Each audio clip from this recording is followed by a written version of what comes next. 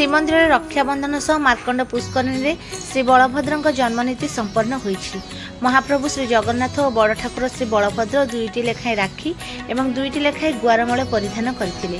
श्रीमंदिर श्री विग्रह मानक भोगमंडप सरी तीन बाड़े मैलम हो महास्नान होता।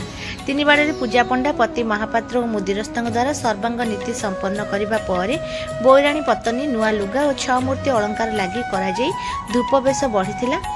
3 खंड आज्ञामूल दुई ठाकुर दक्षिण भुजरे गोटे एवं बाम भुजरे दुईटी लगी कर पाटरा विषय संतोष कुमार पात्र और पाटरा विषय प्रसाद कुमार पात्र राखी प्रस्तुत कर जोगाई देथिबा बेले एहाकु महाप्रभुଙ୍କ श्रीहस्ତରେ पुष्पालक सेवक माने बांधिथिले। गम्हा पूर्णिमा तिथि रे श्री बलभद्रଙ୍କ जन्म ग्रहण करिथिबारु बड़ ठाकुरଙ୍କ सम्मुखरे सिंहासन तले षष्ठी मार्कंडी और वरुण पूजा विधि होइथिला। श्री मदन मोहन रत्न सिंहासन को विजय करथिले। आज्ञामाला पाई श्रीदेवी भूदेवी और श्री मदन मोहन झुलन मंडप को विजय करथिले। पर दैतापति सेवक माने भीतर को प्रवेश करथिले।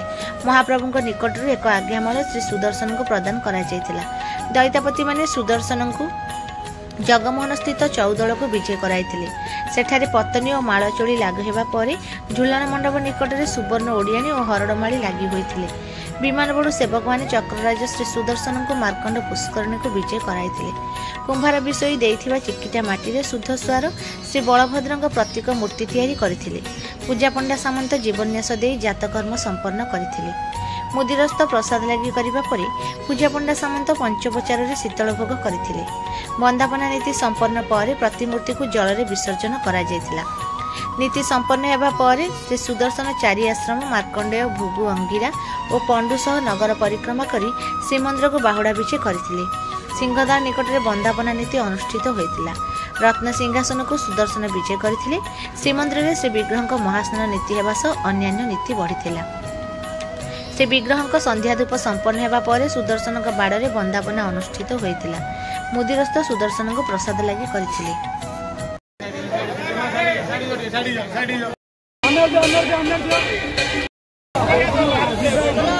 से पानी बोतल तलू कर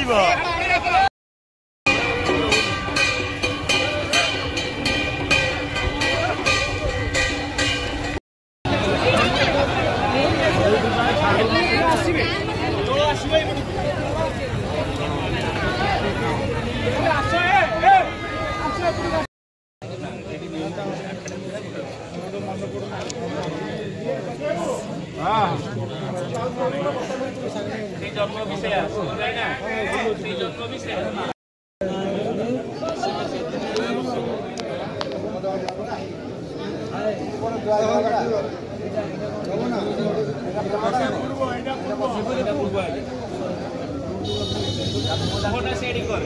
पूर्व